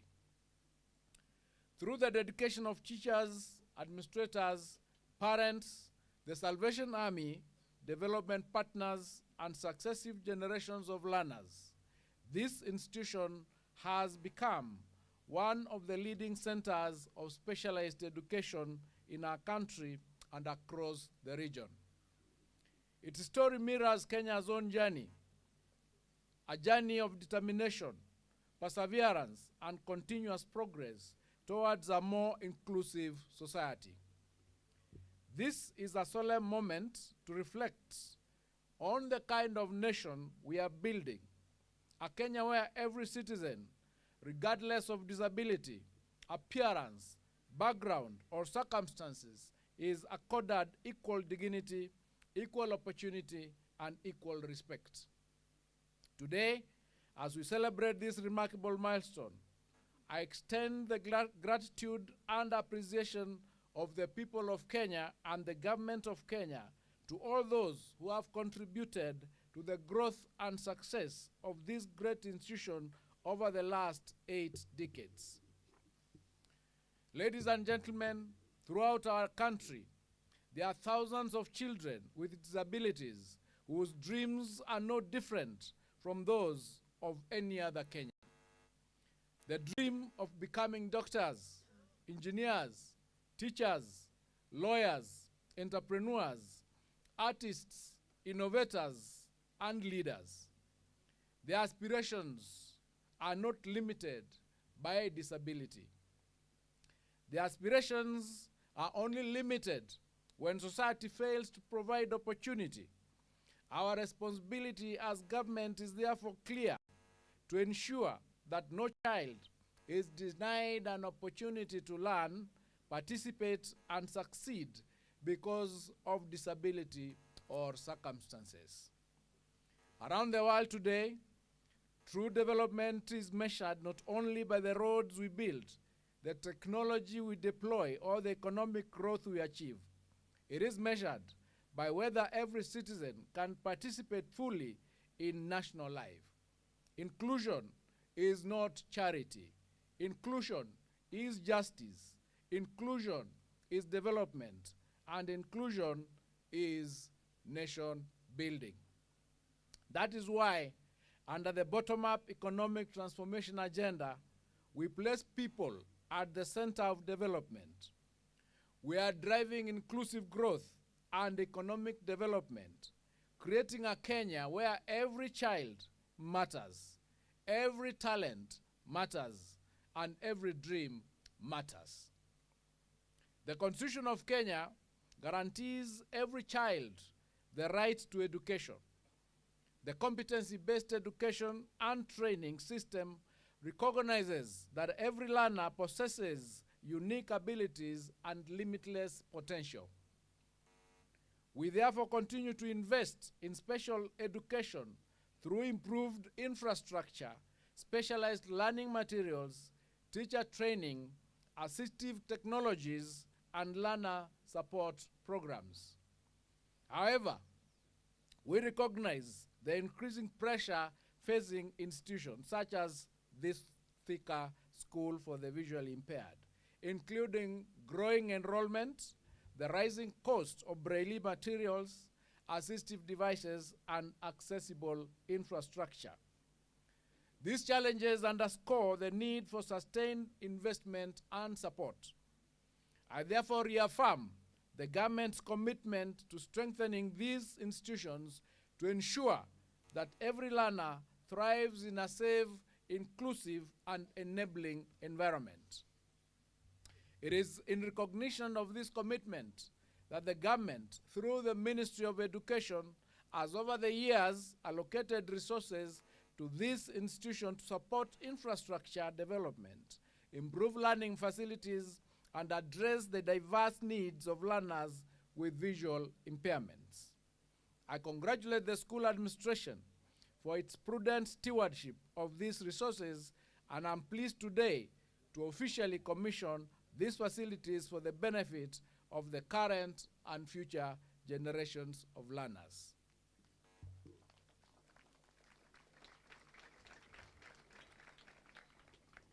Ladies and gentlemen, as we celebrate 80 years of empowering learners with visual impairments, we also celebrate another remarkable journey.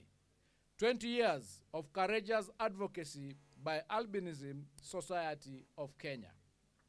For 2 decades, the society stood at the forefront of efforts to challenge stereotypes, combat discrimination, and affirm the dignity and rights of persons with albinism. I commend its leadership, the members, the partners, and supporters for their unwavering commitment to advancing inclusion and social justice. Your work has transformed lives, shifted national attitudes, and strengthened institutions' responses. Today, we celebrate not merely survival, but tangible victories. We celebrate citizens who have broken barriers and redefined what is possible. We celebrate the growing visibility of persons with albinism in leadership, public service, education, business, and community life. We celebrate a society that is steadily choosing inclusion over exclusion and opportunity over prejudice. The story of persons with albinism in Kenya is increasingly becoming a story of courage, achievement, and possibility.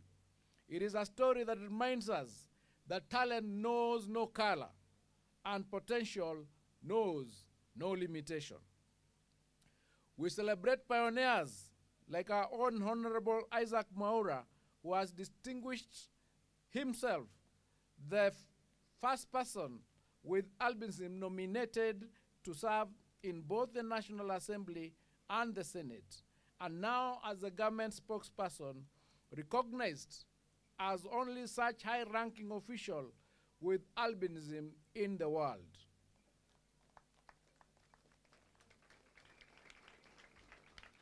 This has created a way for more like Martin Wanyonyi, the first elected member of parliament with albinism representing Webuye East constituency. We also recall with great pride and remarkable achievements of Goldwyn Kakuya, who topped the national examinations in 2017 and inspired millions of Kenyans.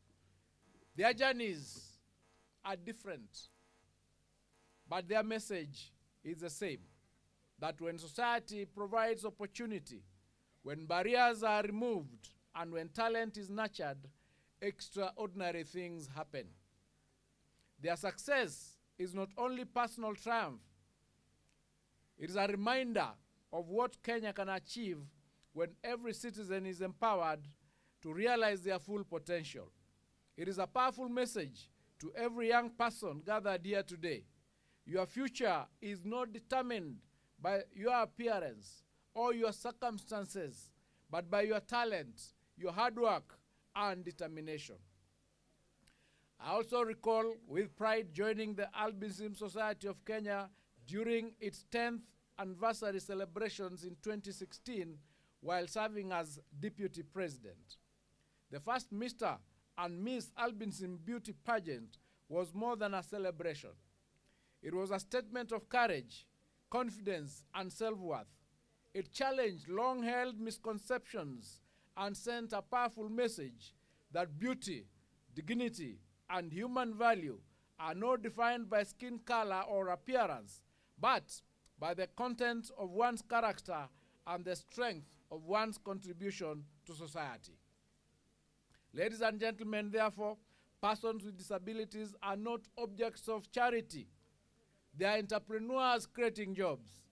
They are teachers shaping future generations.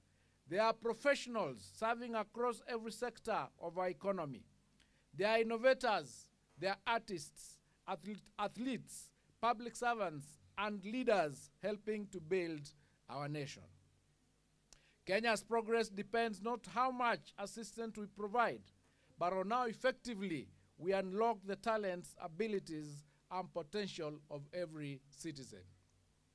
According to the 2019 census, Kenya recorded more than 918,000 persons with disabilities aged 5 and above, including 9,729 persons with albinism. Because every statistic is a Kenyan citizen, a dream, a family, and a future. That is why my government has taken deliberate and sustained action to support persons with disabilities and persons with albinism. Although persons with disabilities form an integral part of every society, they continue to face systematic barriers in accessing education, in accessing health care, employment, public service, and economic opportunities. Some of these challenges are rooted in structural, social, and political and cultural systems, while others arise from institutional and attitudinal firm barriers that perpetuate exclusion and inequality. As a nation committed to justice, inclusion, and equal opportunity, we cannot allow these barriers to stand in the way of any Kenyan's aspiration and potential. It is for this reason that on the 8th of May 2025, it was my singular honor to assent to the Persons with Disabilities Act 2025. This landmark legislation repealed the outdated 2003 Act and gives fuller expression to Article 54 of our Constitution.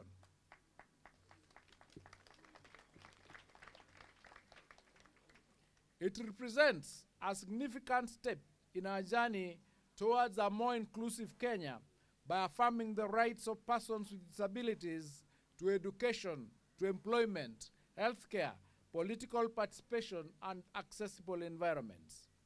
More importantly, the Act signals a historic shift from charity to rights, from exclusion to participation, and from good intentions to accountability. It reflects our determination to ensure that every person with disability is empowered to participate fully and equally in the social, economic, and political life of our nation. Further, it structures the National Council for Persons with Disabilities, strengthens access to justice, recognizes caregivers, and enhances accountability in the implementation of disability rights. This law represents a historic shift from welfare to rights, and from exclusion to participation, and from good intentions, as I've said, to accountability. It sends a clear message that disability inclusion is no longer optional. It is a national obligation. It is a constitutional imperative. As I stated when signing the bill into law, the real work begins now. That is why I directed the reinstatement of the disability mainstreaming performance indicator in the public service performance contracts to ensure measurable progress across government institutions.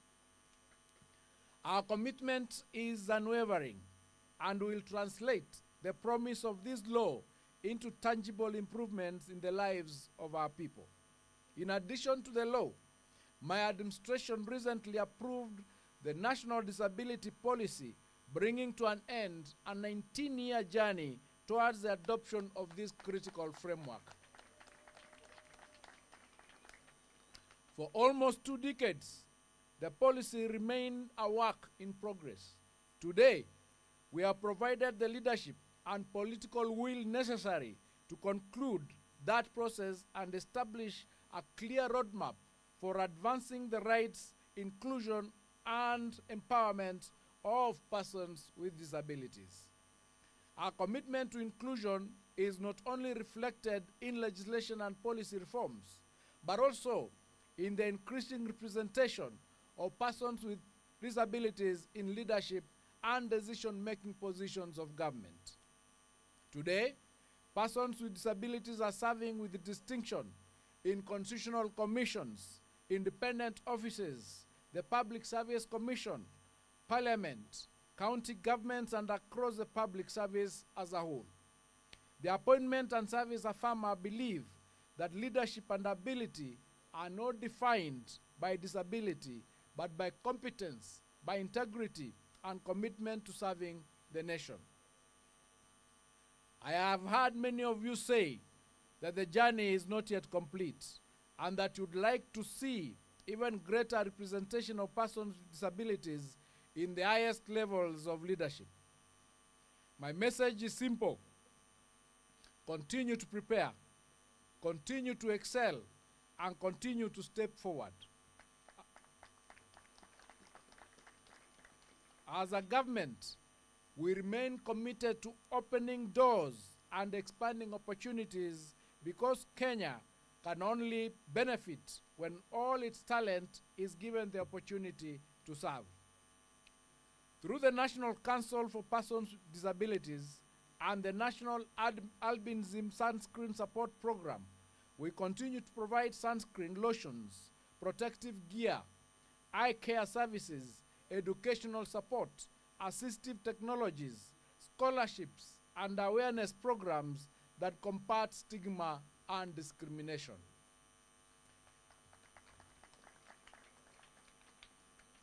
The program currently reaches thousands of registered persons with albinism through government health facilities across the country. In the financial year 2026-2027, we have allocated Kenya shillings 200 million specifically towards autism and albinism programs as part of our proper social protection agenda. 200 million has been provided. We have also deliberately integrated persons with disabilities into flagship programs such as the Affordable Housing and Social Health Authority to ensure inclusive and equitable access to decent housing and quality health care. Through the nation's development fund for persons with disabilities, we continue to support economic empowerment, entrepreneurship, and financial resilience. Ladies and gentlemen, the theme of this year's International Albinism Awareness Day, Proudly in My Skin, celebrating all skin tones, reminds us a profound truth. Human dignity is not determined by appearance. Human worth is not determined by disability. Every Kenyan matters. Every Kenyan belongs, and every Kenyan has something valuable to contribute to our national journey. As we celebrate the transformative power of education today, we must reaffirm our commitment to protecting our schools as spaces of learning, discipline, innovation, and character formation. Violence, destruction, and unrest have no place in institutions established to nurture the future of our nation. The government takes cases of unrest and indiscipline in schools very seriously. There can never be any justification for action that results in loss of life or destruction of property. Any grievances should always be addressed through the appropriate channels without resorting to actions that harm others. As a government, we will never condone actions or acts of violence, vandalism, or any form of lawlessness in our schools. We remain committed to ensuring that learning institutions remain safe environments for all students and staff. The government therefore urges parents and guardians to reflect on the crucial role of discipline in raising responsible youth. Negative behavior in our adults often stems from years of unchecked disrespect, entitlement, and lack of accountability in childhood. The Bible says in Proverbs 13:24, whoever spares the rod hates their children, but the one who loves their children is careful to discipline them. Ladies and gentlemen, Nelson Mandela once said that education is the most powerful weapon which you can use to change the world. For 80 years, Thika School for the Visually Impaired has lived up to this ideal. Through education, this institution has transformed lives. It has nurtured talent, expanded opportunity, and empowered generations of learners to realize their full potential and contribute meaningfully to the national development. It is therefore fitting that as we celebrate this remarkable milestone, we recognize the extraordinary contribution that this institution has made to our country. Today, in recognition of its rich history, outstanding achievements, and enduring legacy, and in commemoration of the 80th anniversary, I hereby declare Thika School for the Visually Impaired a National Center of Excellence in Special Needs Education.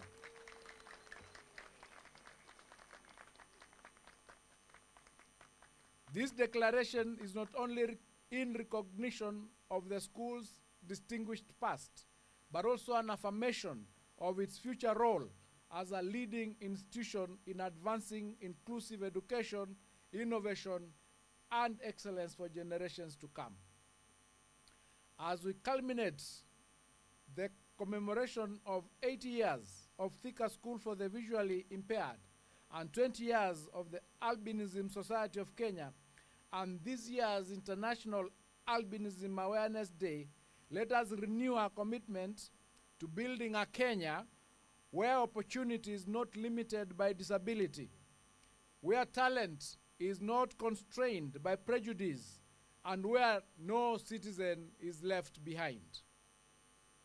Let us build a Kenya where every child can dream without limits, a Kenya where every learner can access quality education, a Kenya where every person with disability can live with dignity and independence, a Kenya where every person with albinism can walk freely, safely, and proudly, and a Kenya where inclusion is not an aspiration but a lived reality.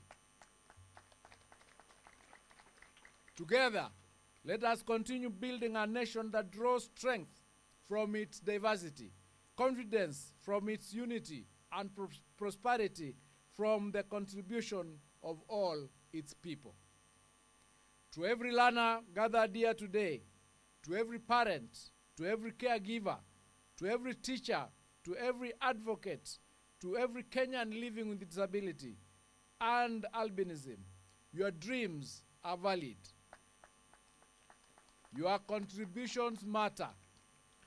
Your future is bright, and your government stands firmly with you. God bless Thika School for the Visually Impaired. God bless the Albinism Society of Kenya. God bless all persons with disabilities. God bless the Republic of Kenya. And I thank you. Mungu abariki sana. Different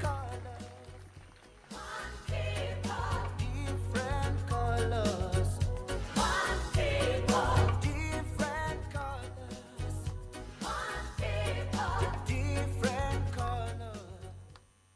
Thank you.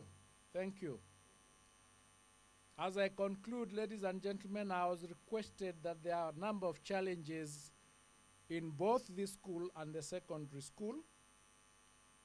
And on behalf of the Ministry of Education, we have today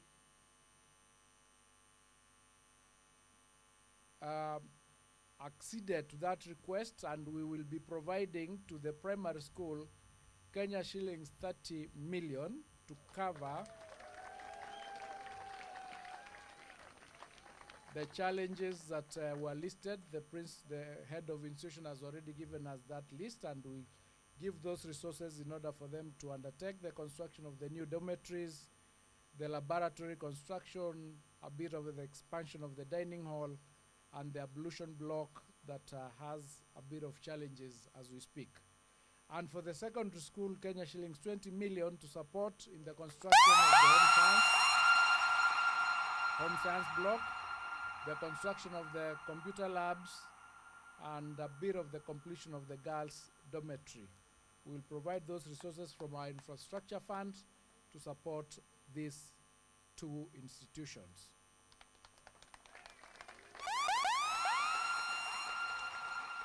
We will also follow on the issue that was raised here on the charging of the sunscreen cream by some level 4 hospitals, and we will undertake to ensure that that is aligned and it's not done, so that you can access that which has been provided for you free of charge by the government. And lastly, I wish to take this opportunity to thank the Kenyatta National Hospital for the activity that they are undertaking. It is encouraging, and we encourage all our institutions and supporters and partners to do that kind of good for the support of all our learners. So thank you and happy 80th anniversary. Asanteni sana.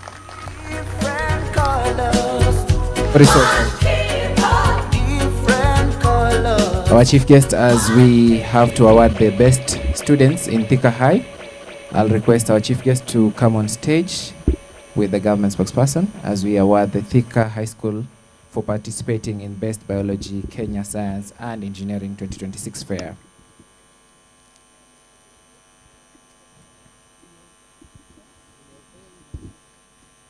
So this is the trophy for the best in biology in Kenya, Science and Engineering 2026 Fair. And these two students from the Thika High School, visually impaired. Congratulations.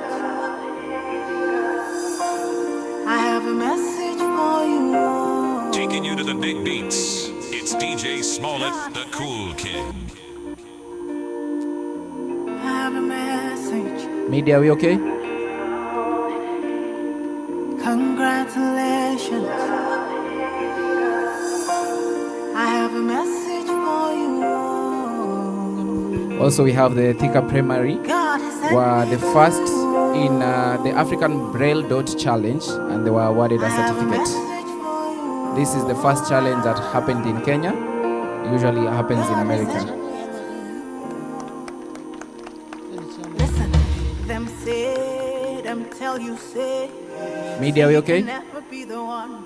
Can't say, make I tell you say. Now we'll have the cake people on standby. The cake people. Cake people. The Thika 80 years. Now we're going to have a cake cutting ceremony, and we're going to be led by the cake matron, Chaplain Enas Gitonga. So the cake, let's carry the cake.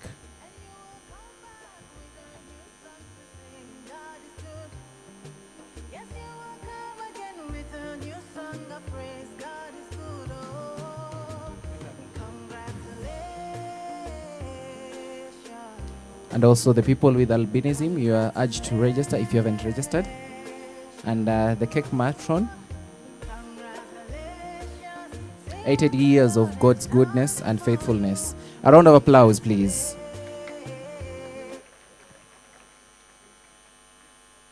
Now the cake matron, over to you.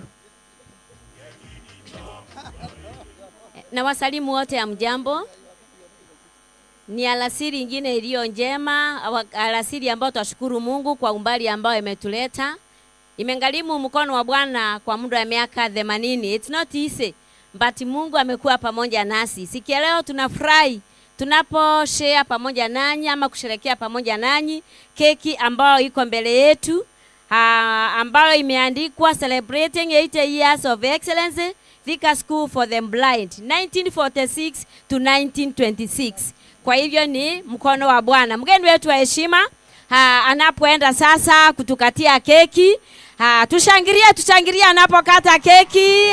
Anakata, wote tunaenda kushiriki pamoja. Tushangilie kwa ajili ya jinsi ambavyo wote tunaenda kushiriki kwa ajili ya kufurahia keki yetu. Wote siku ya leo tuko na 80 years. Hata kama uko na miaka miwili uko na 80 years. Kwa maana ndio miaka tunayosherehekea siku ya leo. Twashukuru wote kwa ajili ya kuhudhuria mara hapa, ni kwa ajili ya kuja kusherehekea.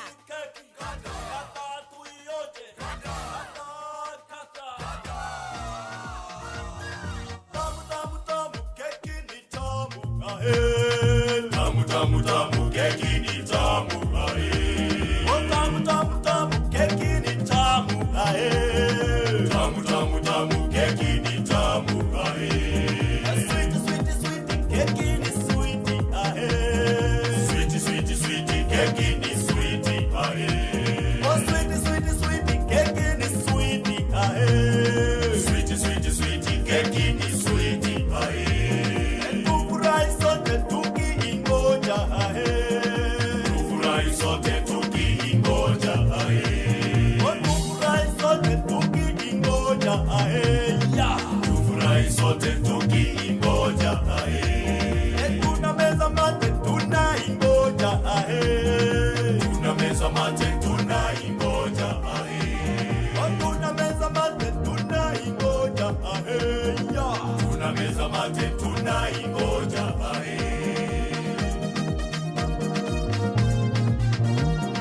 Tamu keki ni tamu ae.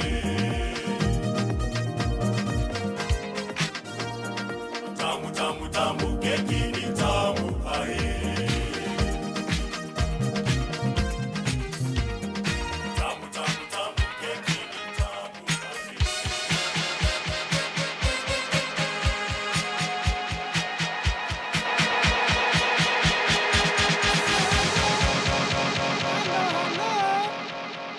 Hello. Today is our day, the Albinism Day. We have a sweet, delicious cake with us. Nataka tuidansie kidogo tu as we cut the cake. Sorry. Nataka tutoto tushike hapa na our CS. Kwanza tusome imeandikwa International Albinism Awareness Day. 13th June. Inclusion, protection, empowerment, our rights, our future. Tukate.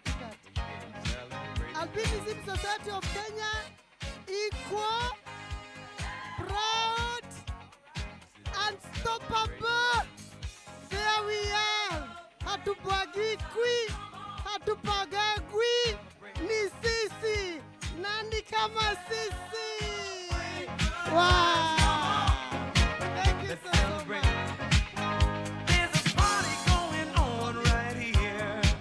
A celebration to last throughout the years. So bring your good times and your laughter too. We gon' celebrate your party with you. Come on now. Celebration. Let's all celebrate and have a good time. Celebration.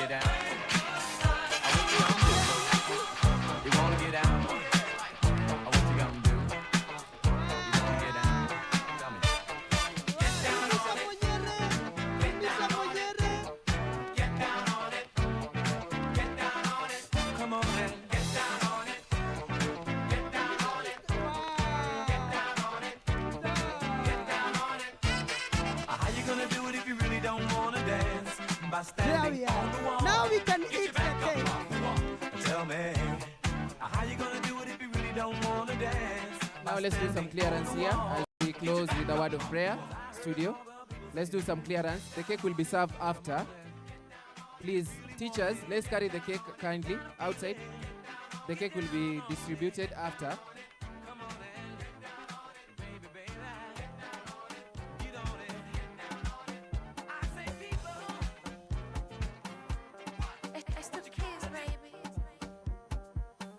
Let's do some clearance, please.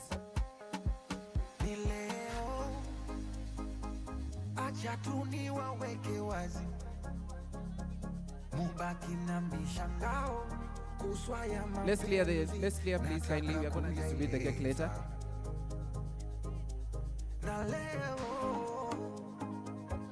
Captain Rajab. Teachers, let's clear the cake. Teachers, let's remove this cake. Captain Rajab.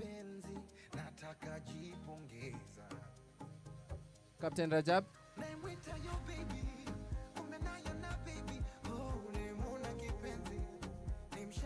Captain Rajab.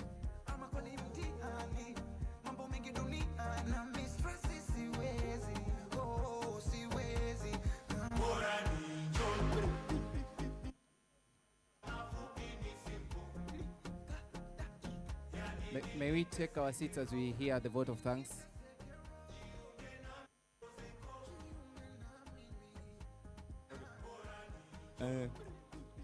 The Chief Guest, Cabinet Secretary of Education, Honorable Julius Ogamba, Principal Secretary of Basic Education, Mr. John Ololtua, the Government Spokesperson, Dr. Isaac Maura, and all protocols observed, good afternoon.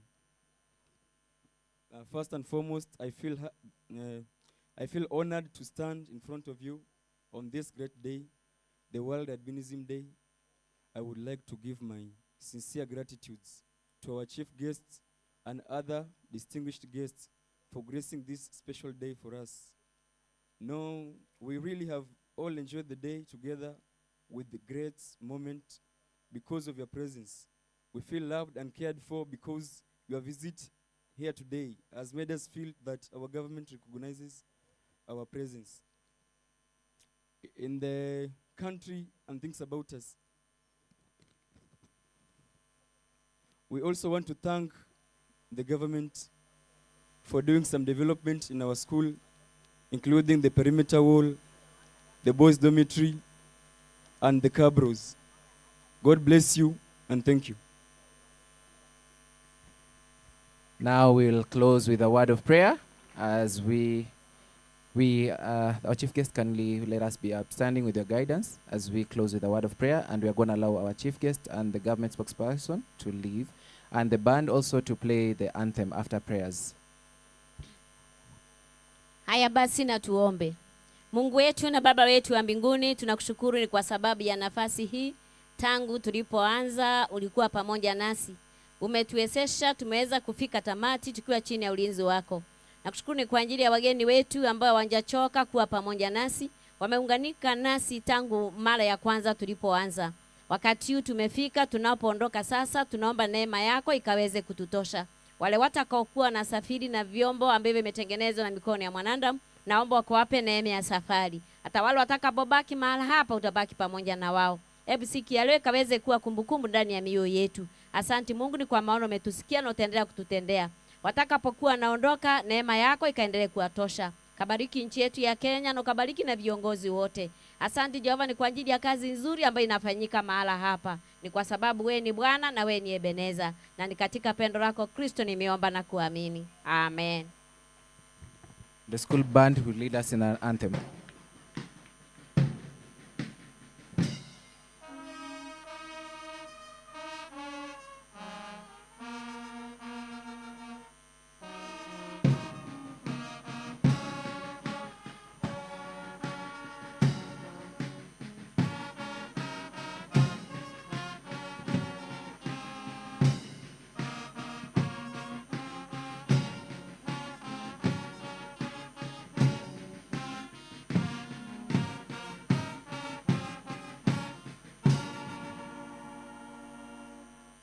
May we allow the CS to retreat.